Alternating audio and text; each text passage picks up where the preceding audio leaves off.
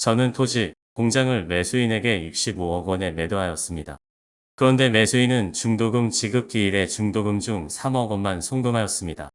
나머지 30억 원에 대해 지급 독촉을 하자 매수인은 매도인의 토지, 공장을 담보로 대출을 받아 지급하기로 약속했으니 약속대로 대출을 받아 중도금을 지급하겠다고 합니다. 그러나 저는 매매 대상 토지, 공장을 담보로 제공하겠다는 약속을 한 적이 없습니다.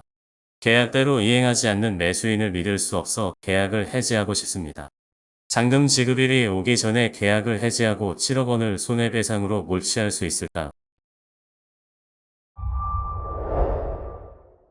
얼마 전에 제가 실제 수행했던 사건이 1심이 끝나고 지금 항소심 진행 중인 사건입니다.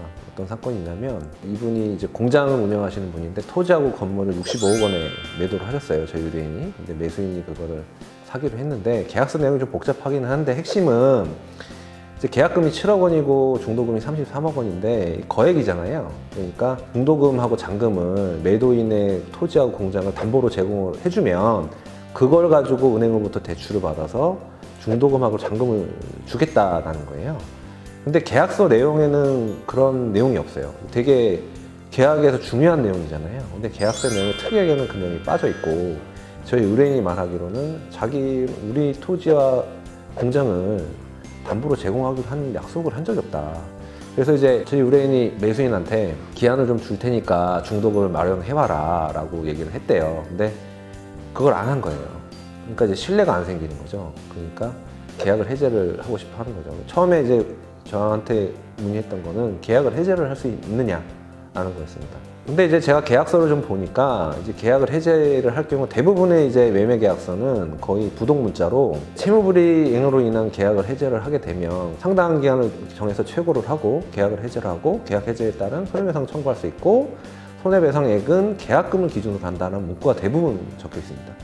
근데 이제 보니까 계약을 해제를 할 수 있을 것 같아요. 제가 보니까. 그리고 계약을 해제를 할 경우 계약금을 받은 7억 원 전액을 몰취를 할 수 있겠다는 판단이 들었습니다. 근데 이제 그런 문의를 하고 있던 와중에 매수인이 먼저 소송을 하게 된 거예요. 소유권 이전 등기 소송을 한 겁니다. 저희가 이제 그거에 대한 대응을 하는 입장이었는데 일단은 계약서에는 토지를 담보로 제공한다는 약속이 없었어요. 그래서 문의를 받은 즉시 내용 증명을 작성을 해서 당신들이 중도금 채무를 이행을 하지 않았으니 언제까지 이행을 해라.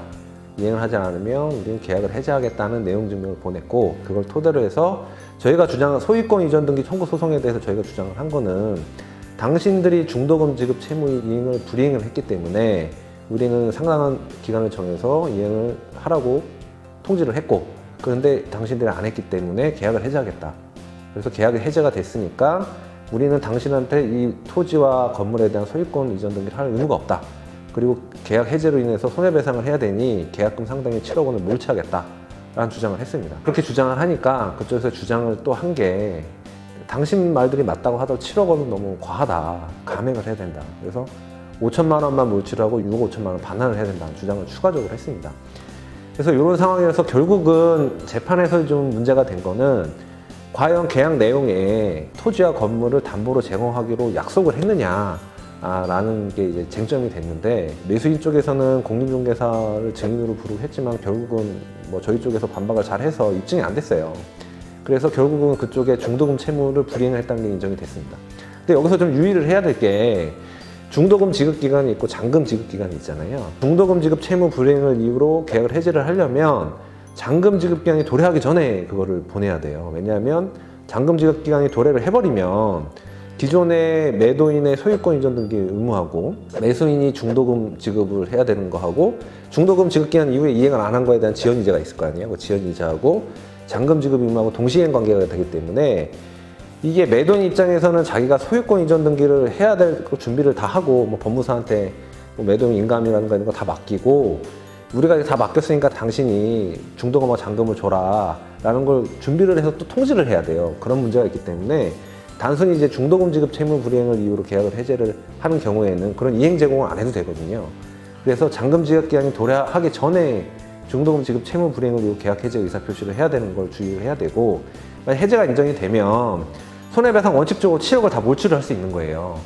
근데 이제 7억 큰 돈이지 않습니까? 그래서 저쪽에 당연히 이제 감액을 주장을 하는데 감액을 주장하는 이유는 민법에 몰치 금액이 부당히 과다한 경우에는 법원이 직권으로 감액을 할 수 있게끔 돼 있어요. 그것도 쟁점이 됐습니다. 근데 사실은 65억 중에 계약금이 7억이면 10% 남짓이기 때문에 그렇잖아요. 보통 거래 관행상 계약금 보통 10% 많이 하지 않습니까? 10% 정도는 과다한 게 아니고 그 계약을 이행하지 않은 잘못은 우리 매도인한테 있는 게 아니라 매수인한테 있는 거고, 실제로 이거 계약을 이행을 안 해서 사실 저희 의뢰인 같은 경우는 중도금하고 매매 잔금을 받아서 새로운 공장을 물색을 하려고 했는데 중도금을 못 받아가지고 새로운 공장을 물색을 못하고, 심지어는 매수인 쪽에서 소유권 이전 등기 소송을 한다고 그 토지하고 건물에 가처분까지 해가지고 거래처로부터 어떤 신용의 문제, 신용의 의심을 받게 돼서 손해를 입었었거든요. 그런 부분 손해를 입은 걸 좀 설명을 해서 1%도 감액이 안 됐어요. 그래서 1심에서 전부 승소를 하게 됐고 7억 원을 전부 몰치를 하게 됐던